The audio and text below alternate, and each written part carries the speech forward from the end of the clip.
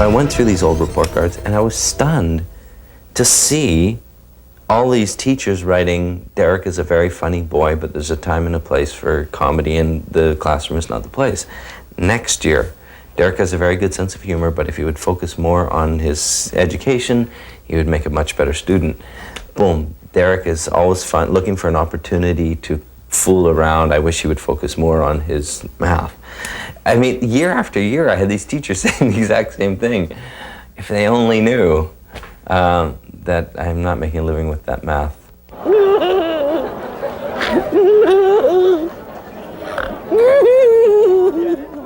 I think I really found a vehicle in making people laugh. Derek stops.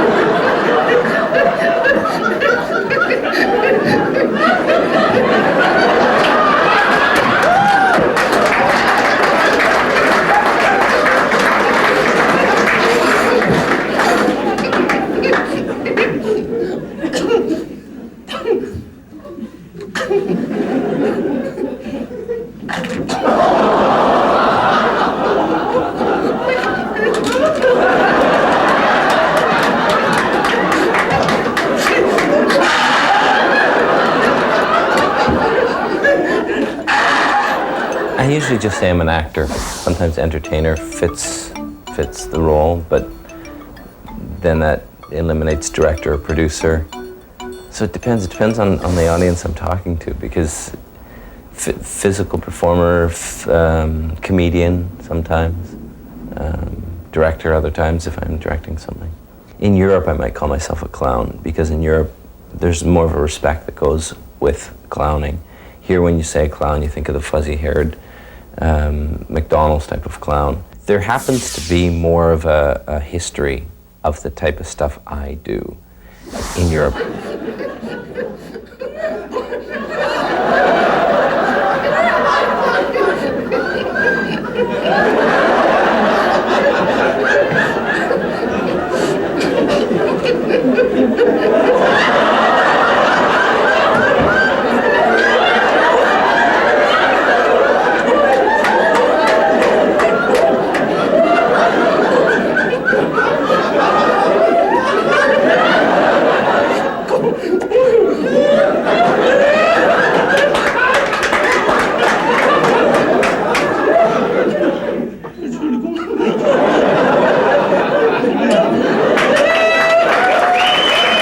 If I say I'm a clown in Europe, people get quite excited. That is a prestigious thing. You say you're a clown here, they say, well, you know, my 6-year-old's having a birthday party next week. Maybe you could do something for that.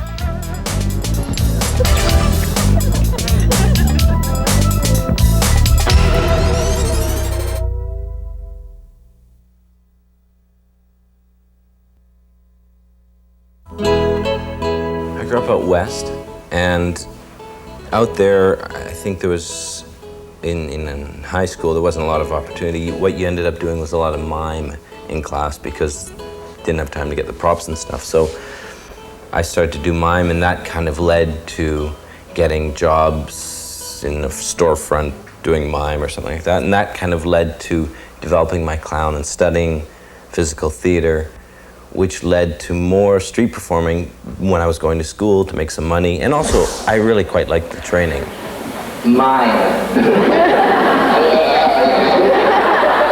I went to a physical theater school and studied it, both here in Toronto and in Paris.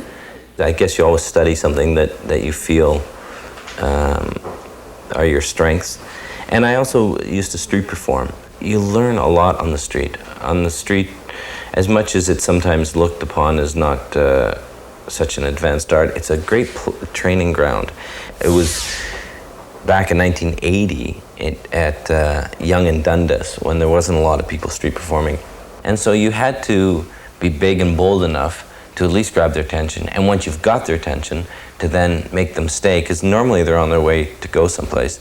And then once they stay, to make sure that what you do is interesting enough that they stay till the end in hopes that you can pass a hat. Hey, I'm going to get a little slower for the slower person right here. Watch closely, sir. Empty hand, watch closer. Empty hand. I close, watch closer. I close it, watch closer.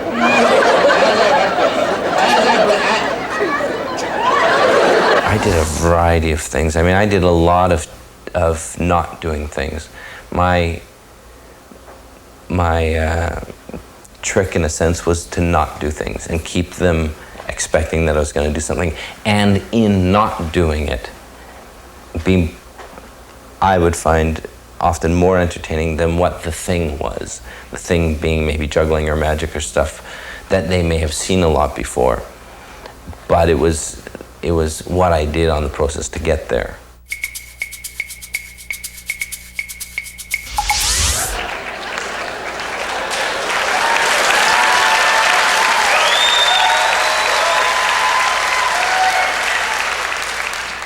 I'm not a real act. I'm just filler. They're doing stuff up there. So they just said Phil.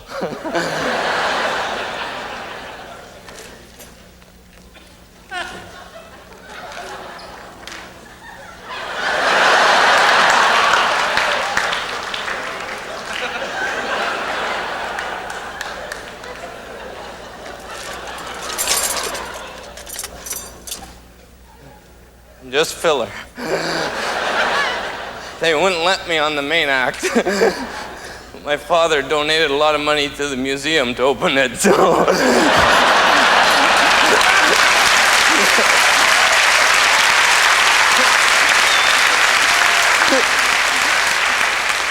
See, they're filming stuff up there, so if you could clap a lot, and then it'll look like it's me.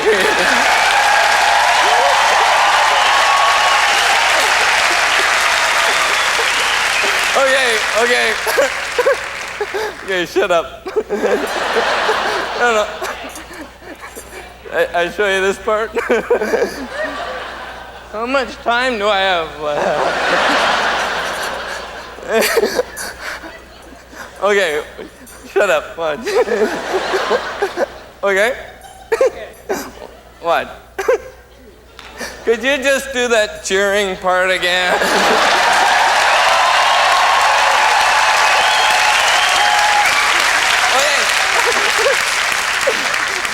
So if you're a big agent or something, I'm not the main show. But I'd sure like to be in it.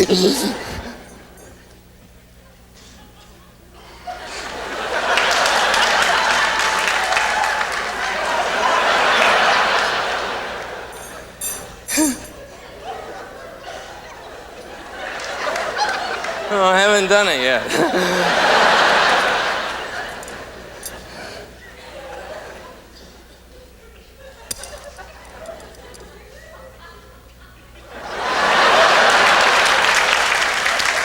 How much time do I...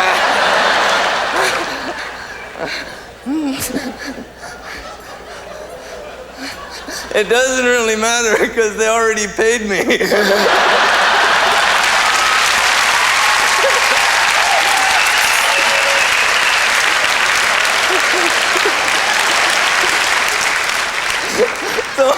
do whatever I want now.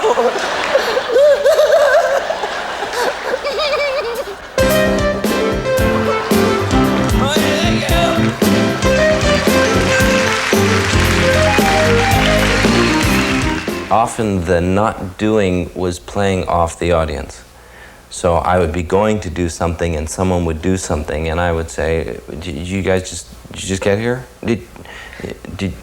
And I would show them what I did a moment ago. This is how it started. And the Royal Canadian Mounted Police. Hang on, for the Americans.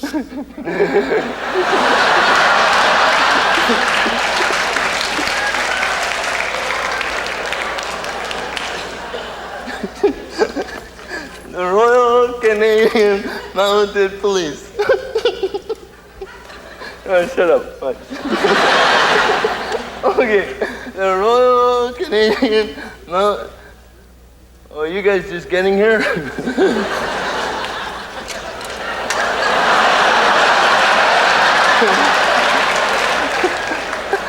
They liked it. Okay. I think I get a lot of inspiration just from the response. When you're a comedian, it's very gratifying. It's very instant. You know, it's not like maybe a painter who has to spend months before he finishes a piece. As soon as you do whatever, the response is immediate. I'm gonna end off with the toughest trick I know. What? In English, one box rests here. I do a full pirouette, dropping the box when I return in between the two other boxes. Thank you. Someone's getting this. The art is not to get the response. It's how to build it, and it's how to build your time on stage, and it's how to build the whole time. And often I get in conflict as a director with comedians who want to go get the instant gratification constantly, and the rhythm of what they're doing doesn't work. There's a whole rhythm to the piece. And so you might sacrifice something here to build up something there. Juggle and eat the apple.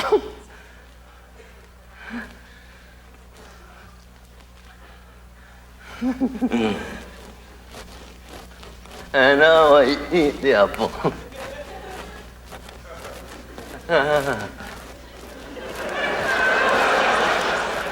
Juggle and eat the apple.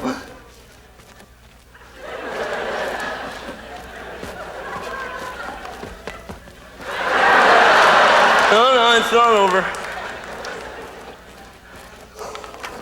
No, hang on. Oh, hang on. I'm gonna eat all the apple.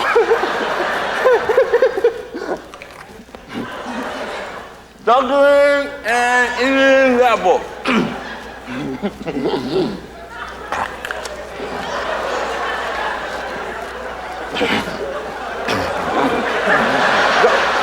Juggle and eat the apple.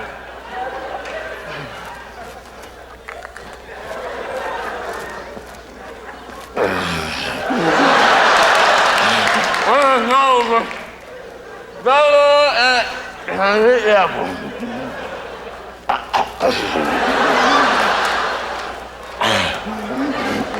Fuck with the big apple.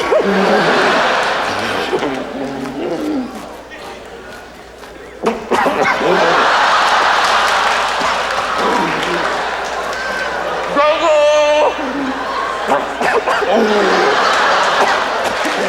Let's go!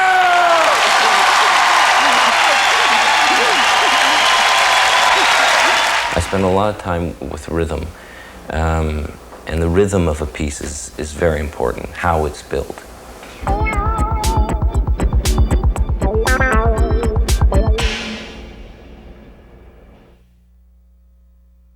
I used to come here a lot as a kid. I have a lot of personal memories here. And I have a lot of firsts here. It was the first time, for example, I shaved. First time I had stitches, which came right after I shaved. And it was the first time I fell in love. And the second time I fell in love was right here in Quebec City. The third time, actually there's about 19 times I fell in love, but that's another story. And it was here I had my first big break. It was 1984, Festival d'été. Right here, it seems like yesterday. I remember the crowd cheering.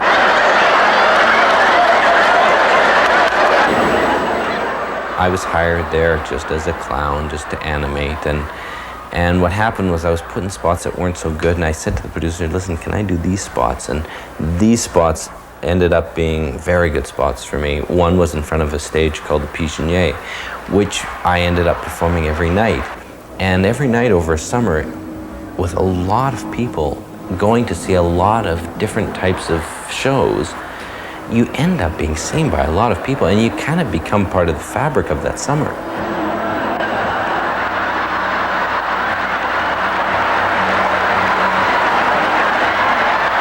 I did Just for Laughs in 1986, when it was still a very young festival. Performed in both the French and the English galas, which there weren't very many people doing back then. Out of that, got a big tour in France with a very famous French comedian, Michel Leb. Played the Olympia in Paris, which plays Jacques Brel and Edith Piaf and the Rolling Stones. And for me, it was one of the great thrills to see my name in lights. I got hired by the Stratford Festival in 1987 by Robin Phillips, who I think is one of the greatest Shakespearean directors in the world today. And I auditioned for Robin and did quite a bad audition. I'm not seasoned as not a person who does auditions. And Robin hired me. There's the Stratford picture talking about. There's Robin Phillips. I said, why? I said, there's millions of actors who have much more training in text than I do, and I said to Rob, why do you want me? And he said, most don't know how to use their body. My training is physical, and to use my body, and he did some work with me in which he wanted to see if I can move my body, and that's probably the thing I'm most comfortable with. Would you mind if I... One of the things about clowning is when it's done right, be it the wonderful rodeo clowns or figure skating clowns or whatever, they always have to be able to do it right first. Excuse me.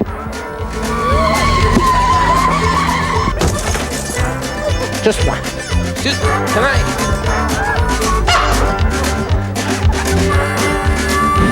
Excuse me,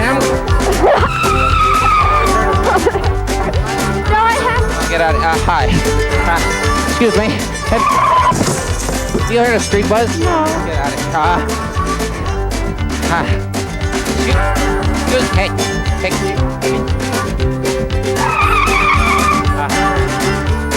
Judge Derek Scott reporting to... When I did the skating thing, people really thought I couldn't skate, but it's only because I can skate that I can tilt myself off on those angles in control. That's the difference between someone who really can't do something and is saying he's clowning around and someone who's a clown who really can do it but chooses to do it in a certain way in control. And I don't consider myself so exceptional. I just happen to make a study of it. I made a profession of it. It wasn't just a fun thing. It's actually a craft and an art and a profession. As a result, I have succeeded in whatever successes I'm making a living at it. Je m'appelle Derek Scott. A lot comes from working. I think when you're thrown into a situation where you have to create, and I've been very fortunate to been thrown into a lot of situations. There's a lot of people, David Shiner's one, he's a clown, who's worked on Broadway, and there's a lot of people who have started on the streets that people may not have known or had some training on the streets, and that certainly has helped me a lot.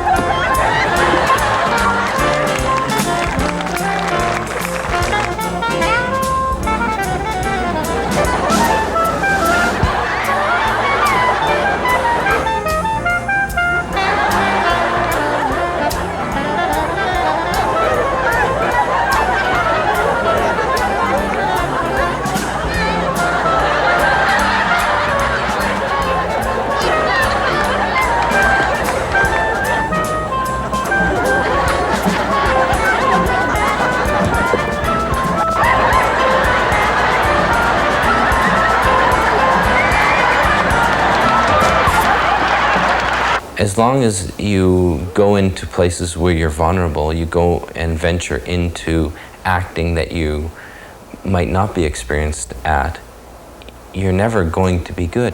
In Europe especially, there's people who have acts, and it might be an 8-minute act, and you can make a lot of money and make a living doing your act or doing a show. Even some stand-up comedians do the same routines. I think that's when it becomes a trade and not an art anymore.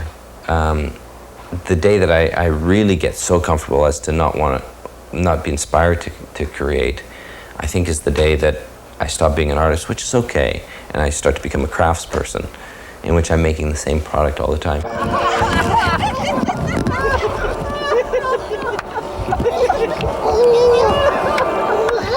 Mama, I'm hungry.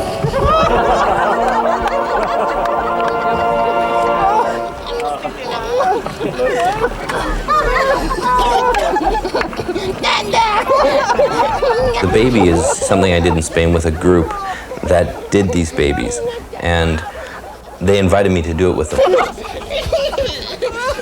It's just fun. It's just a silly thing. It's something that the public relate to if you can do it correctly. I did it okay. I would want to work on it more before I did it much more.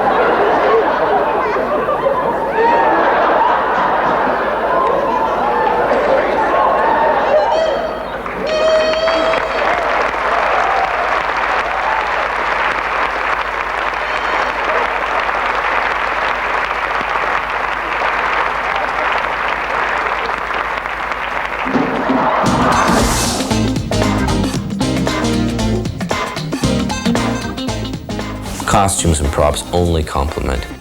Alan Cherry. Well, you're trying to sell me a Pierre Cardin, it's an Alan Cherry. If I think of a costume for a character I'm doing, it's first the character, and it's all the work of the character and the physicalness and the development of the character and the humor of the character. And yes, of course, I have to get him a jacket and get him, which will frame it badly or frame it better. You know what I mean? Same with props, it will frame it badly or better. But I don't spend terrible much amount of time doing that stuff. I'm a designer myself, and I say it's a nice suit. Yeah. A good quality, Alan Cherry suit, because you don't have to tell you. It's like a Cadillac. And what size is this, 38? It's a 38. This is a 38, yeah. Now, you don't take more than 38. It's a little tight, but No, you don't. I'm a pretty big guy. I know I can get the deal for you, you know what I mean? I could fly away with these. Okay, you know, just kind of need to get to know you guys a little better, you know what I mean? So, now I can, I want to do a deal or something, you know? Roll it out, everybody, come on, roll out for it. Come on, everybody, roll.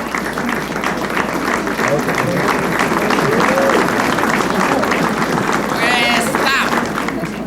No, I do stop. You gotta stop. I do.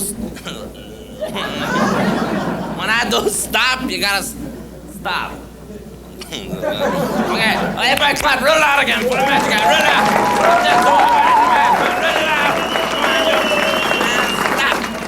When I do stop, you gotta stop. When I was getting into the arts, I would be involved in something, and then I would take time off and I'd go travel. And often people would say, well, that's not good for your career because your career is doing well. And I would say, yeah, but as an artist, I have to also grow as a human, otherwise I have nothing to express. I might be learning my craft, or I might be getting the business opportunities for my art, but if I haven't worked on myself as a person, then I have nothing to express. Austria is a wonderful country. I was there originally in 1988 for a World Expo.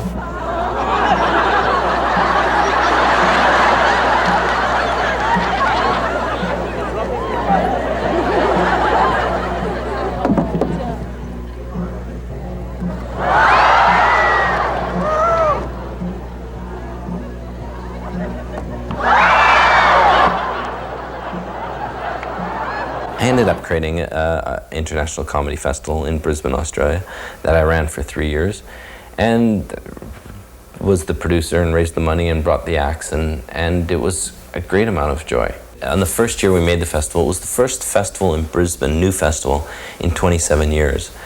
And we really broke some new ground just by creating a festival. And so a company documented the event and came up with a documentary 1-hour special called Telling Me Banana. That one was aired, got record ratings. They were very impressed. It got higher ratings than the whatever is the bathing suit competition that they have up in Queensland, Australia, which is the big event. And it was for me just a gift after all the work that I had done to create it, and that the results would work so well.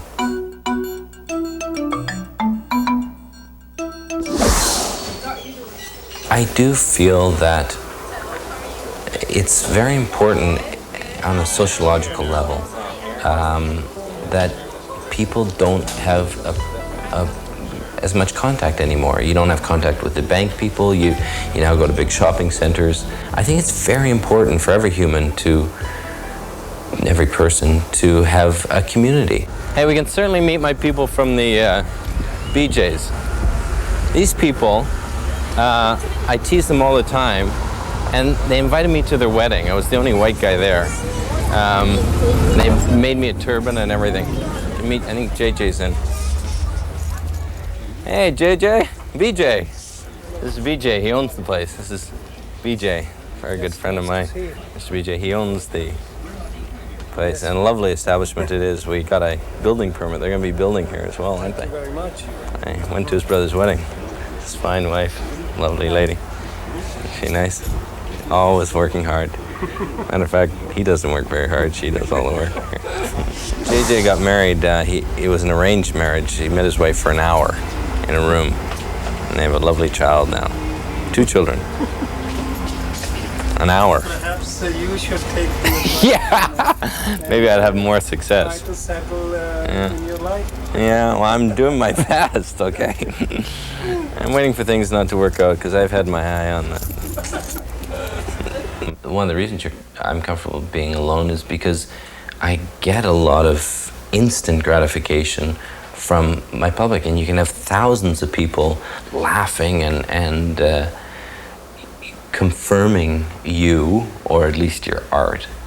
And so often you need the time to be by yourself. Otherwise, it's like too much sugar. Not mine.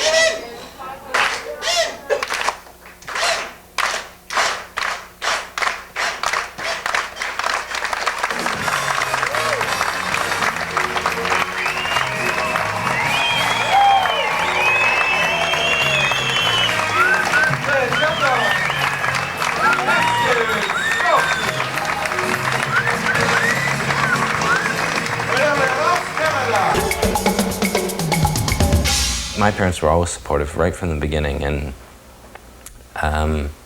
that support continued certainly now that it's more successful. But even when all those years I was struggling and living in tiny little places and not making much money, and they were always very supportive. It's very helpful.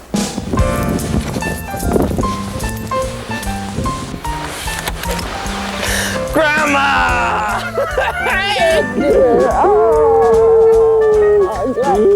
My grandma! Grandma. Wave to the camera. Did you tell them how old I was? No, I didn't tell him how old you were. Oh, No. good. Okay. Good. Do you want me to tell him how old you are? Oh, sure, that's fine. Yeah, she's 26.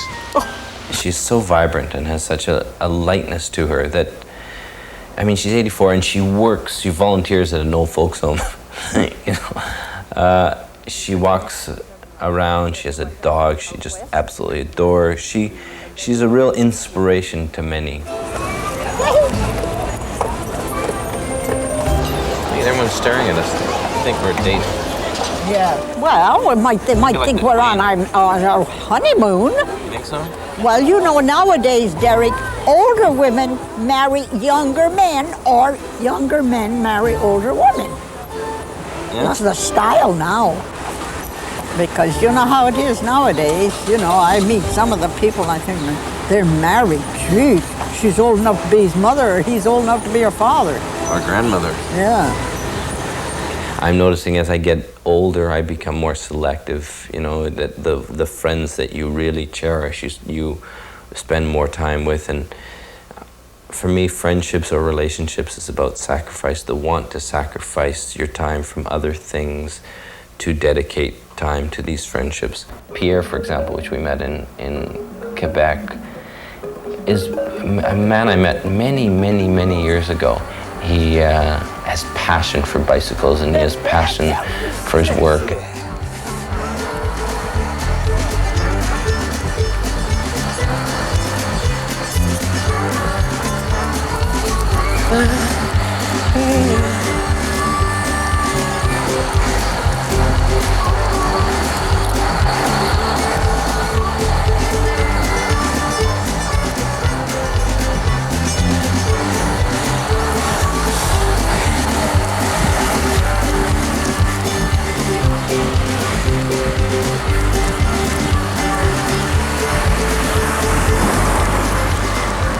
When are you going to write the book?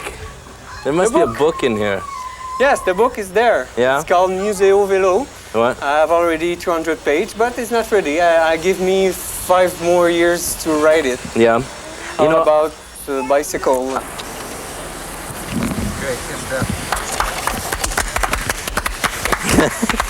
so I had any naps recently?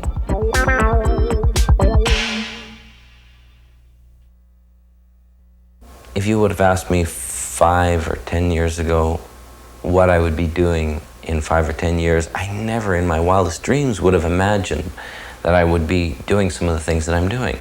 Oh, no, not the magic stick, huh? Nein, ich bin jünger. Nein, nicht mag, nein, was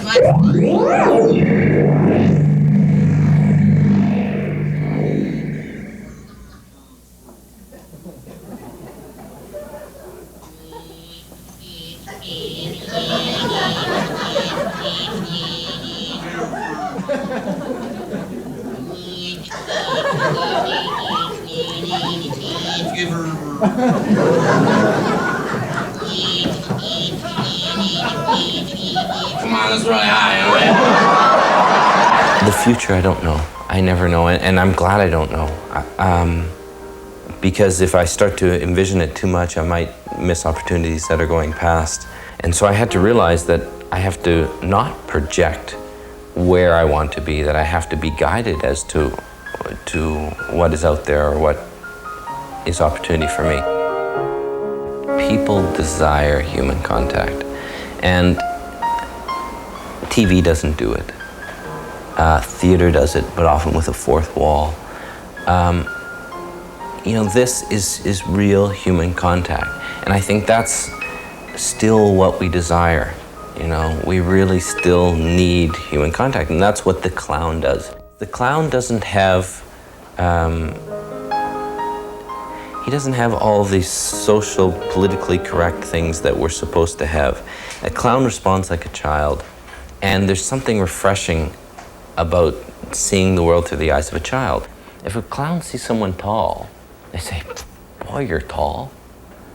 You know, they don't think, oh, I shouldn't, you know, talk about tall people and stuff like that. So I think it's honest, it's real, it's contact, it's human. It's some of the things that, unfortunately, a lot of entertainment goes away from. It becomes very impersonal, very politically correct. And I think the clown does what sometimes we would just like to do.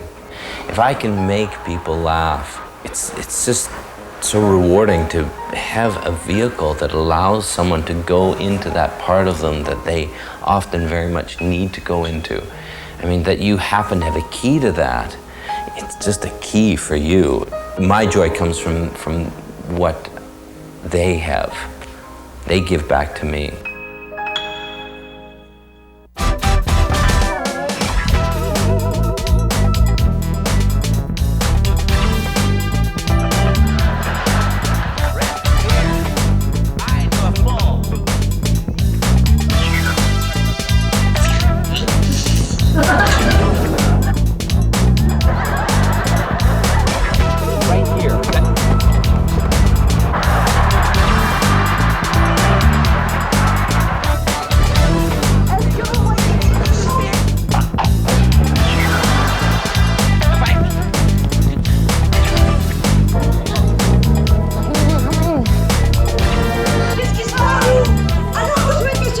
I could fly away with these. Grandma. Wave to the camera.